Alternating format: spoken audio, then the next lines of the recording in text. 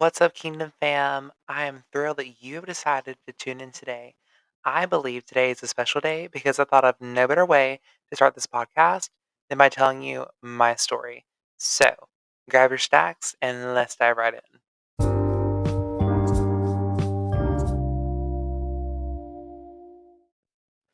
I was born and raised in the South, specifically Birmingham, Alabama. I know it's crazy. You can't hear my Southern accent unless you can, and then let me know because I certainly don't hear it. Growing up, I had and still do an amazing family. Of course, by no means, and I mean no means, are we perfect. But I have very strong and selfless parents and grandparents. Although at the time I did not quite recognize it, I had a very strong support system from a very early age. So, growing up in the South, I grew up in the Bible Belt. I mean, everywhere you look or would look, there's a church on every single corner. So I grew up going to church, but it was mainly because that was what my parents did. Because of that, I grew up knowing of God, but not knowing about Him. I walked the aisle, said I was a Christian, but that was pretty much it. The best way to describe it is that it was more religion than it ever was relationship. Now, because my parents were strong in their faith, they decided that Christian education was very important for both my brother and me. So since kindergarten, I attended numerous private Christian schools. I think it is important to remember that during this time, I still was not in a relationship with Jesus. So, day in and day out, I would go to school chapel, or go to church, and that was pretty much it. It was more of duty than it ever was delight. The best way to describe it was repetition. It became a routine. Now, I remember during school, we would have to read our Bible for class or for an assignment, and that was pretty much the only time I read it. This is going to sound crazy, but honestly, I'm pretty sure at the time my Bible probably had dust on it because I never opened it other than that one class.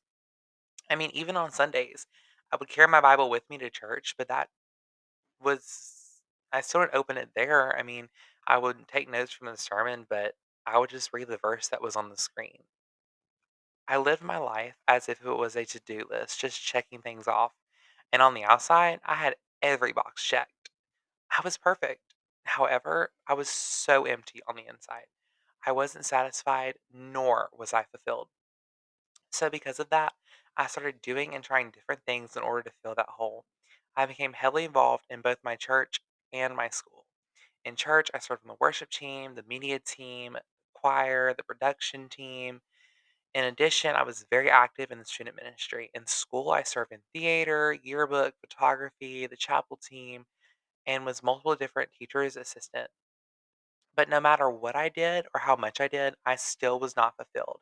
In fact, because I did so much, I became burnt out so quickly. Now you're probably wondering, Sean, why were you doing all these things? And it was because it was who I was, or at least who I was trying to be. I attempted to do more for validation and recognition. You see, I was bullied because I was different, mainly because of my voice. I didn't fit into a mold, if you will. I was constantly being told who I was quote unquote supposed to be, what I was supposed to do, in addition, who I was supposed to be like. No matter what, I always had a label spoken over me. And because of that, I began to question who I was. I began to ask myself, am I really who I say I am? And I found myself not living up to the standard that I was given by others. And so, in order to fit that mold, I began to change myself. I changed the way I carried myself, the way I presented myself, the way I looked, the way I talked. Pretty much anything you could think of, I changed. Now, you would think that because I changed, everything would somehow be normal now, but that could not be further from the truth. In fact, it only added fuel to the fire. I was looked at more, talked about more, and even avoided more. And after a while, I began to embrace this quote unquote new normal. Now, while that was a lot, that basically sums up my elementary and high school experience. And you're probably like, Sean, how can you just say all of that like it's normal? Although it was not normal, it was what became normal to me. And over the years, it was repetition. I mean, it was what I expected. I expected something to happen at least once every single day. But while all of that seems crazy, here is where the story becomes crazier. Now, to preface everything I'm fixing to say, when I walked through this one story, I was not who I am today. And now, because of healing and everything that's happened, my perspective on what happened has completely changed. There is grace, there is forgiveness, and there is love towards the organization and the people that are involved in this one story. So, towards the end of my junior year of high school, I decided to get my first tattoo. And you're probably like, Sean, really a tattoo? There are worse things that you could have done. However, keep in mind that I went to a private institution. Side note, a little backstory on why I got a tattoo and the one I chose. My brother actually got the first tattoo in my family, and my family is very traditional. And this is what I think is really funny. So when he showed me his tattoo, I said, wow, that's really cool for you. Personally, I'll never get a tattoo. And now I have 13, but whatever. So, but a couple months after that had gone by, I, and being bullied to the extent I was in a very dark place. I remember there was one night, I don't remember where or what I was doing, but it was like out of nowhere this one verse had came to my mind. And I looked it up, and since then it has become my life verse. And it was Isaiah 43, verse 2, which says in the New Living Translation, when you go through deep waters, I will be with you. When you go through rivers of difficulty, you will not drown. You will walk through the fire of oppression, or when you walk through the fire of oppression, you will not be burned up. The flames will not consume you. And it was a reminder that no matter where I go or what I do, He is right there with me. So my first tattoo is on my ankle. It is a set of waves and that scripture reference. And again, it's just a reminder that no matter where I go, no matter what I walk through, that I'm not walking alone, that He is right there with me every step of the way. And so after I got my tattoo, a couple months had gone by and it was the end of the school year. There was a week and a half left, and that last week being exams. It was the Wednesday of the last full week, and this day in particular was the yearbook assembly. Now, because I was the chief editor of the yearbook, I had to give a speech and presentation in front of the entire school, which, side note, something I do not do is talk in public. Yet I'm doing a podcast. So I remember waking up that morning with a feeling in my gut that something is going to happen today. So, long story short, it's time for my speech, and I began to walk to the podium. I become so nauseous, and I just knew something wasn't right. I mean, gave speeches before in class, but just something was just off that day. So I gave the speech, go to pass out the yearbooks afterwards, and then head back to my class. And I still remember this feeling I had when I walked back into the room. Everything, and I mean everything, went silent. You could hear multiple pins drop. Everyone was looking at me. My face became so pale, and I became so sick to my stomach. As soon as I reached my seat and sat down, the phone rang. I was then told to go to the principal's office, and you can just imagine what happened then on. They came to an ultimatum: either I be expelled or suspended.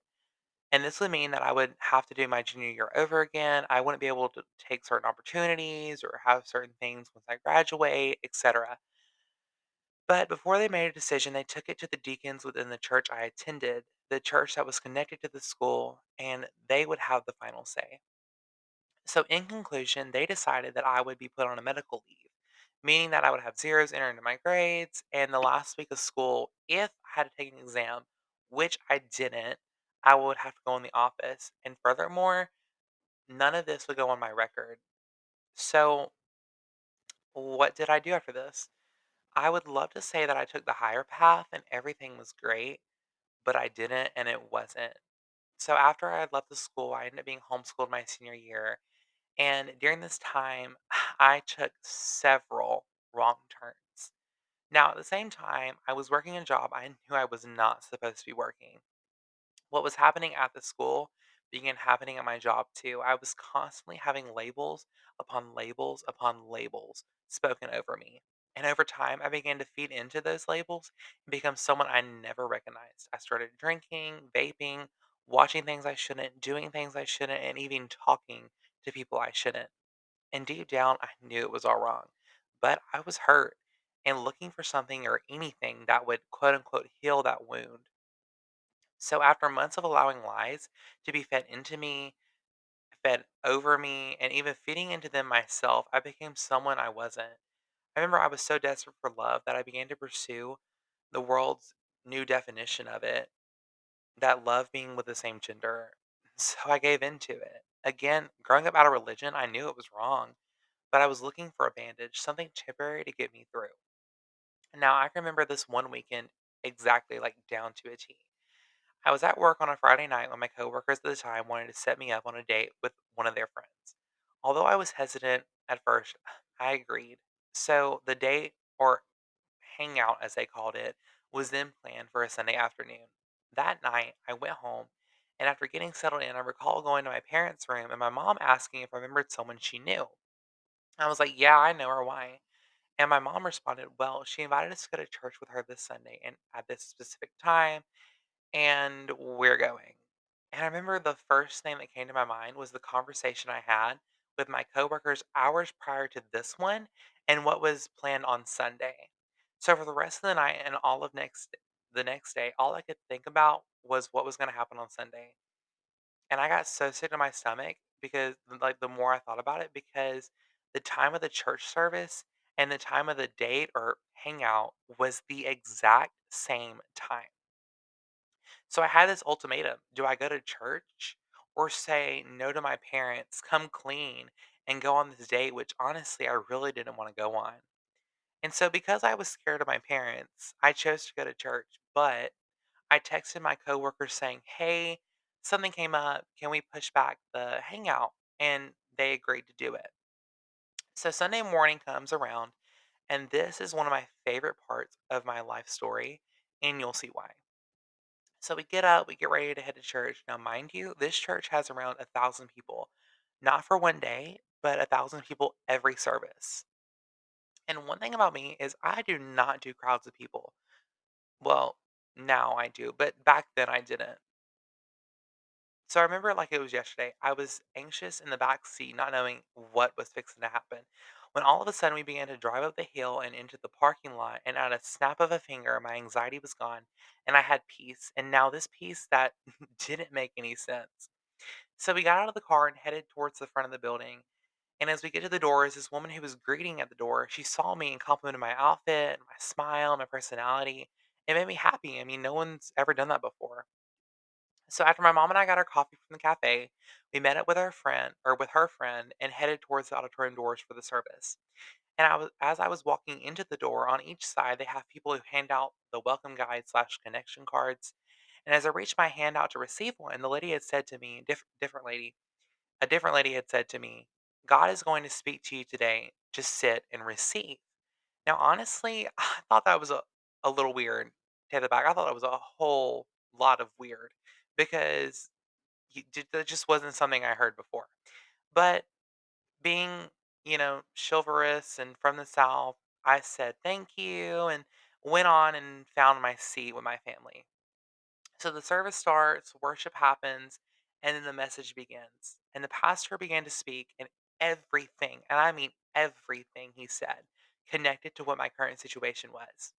He talked about the fruit of the Spirit versus the fruit of the world, but he focused on the story of the prodigal son.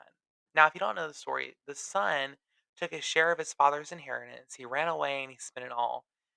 He then came to the conclusion that he would return home and beg forgiveness from his father, and then he would work as a servant, not as a son, because as a servant he would be taken care of, he'd be fed. So as the son began walking back home, the father, who saw him in the distance, dropped what he was doing, dropped what he was holding, and began to run after the son and welcomed him back into his home, back into his arms, not as a servant, but as his son. So I remember this message just pulling on my heart, and the pastor had said that the same is true today. The Father, being God the Father, is looking for his prodigal sons and daughters to come home. All you have to do is take one step, and he takes several steps towards you. And I remember having this conviction in my heart, and that day I had said, "Okay, God, I don't really know how to have a relationship with you, but I choose you. I repent of all that I've done, and I choose to follow you, whatever that looks like." And I remember in that moment, I recalled what was going to happen after church, and I said, "I am so sorry, Lord. I will not go and meet this person. I'll cancel my plans. All I want is you." And so the service began to end, and the pastor began to talk about the upcoming season at the church, which was small group season. And he said, "If you can't find a group, I recommend everyone to go through our freedom curriculum in one of our freedom groups. And in that moment, chills went down my entire body, and I knew that was my next step. So the service ended, and this is going to take or sound a little extreme, but I immediately blocked my coworkers, didn't go on that date, and quit my job. So my family we ended up going home, and we were talking about how the service went. I was in the kitchen, and my family was in the living room, and they had said, it was great, but we're not going to do a small group because we're not members and like, we're new. I think we're just going to test the waters for a couple months. To which I responded, well, I actually am going to join a small group. And it went dead silent. So I walk around the corner and my family is like, "Really? You're gonna join a small group?" Because that wasn't who I was. I was very antisocial and quiet at the time. And for me to say that I'm joining a small group took them by surprise, to say the least. So I started attending this small group. I started attending the freedom group. And although it was out of my comfort zone, I am glad that I chose to go because if I didn't, I would not be where I am today. I joined the church and started serving on the dream team, and God began to change my life.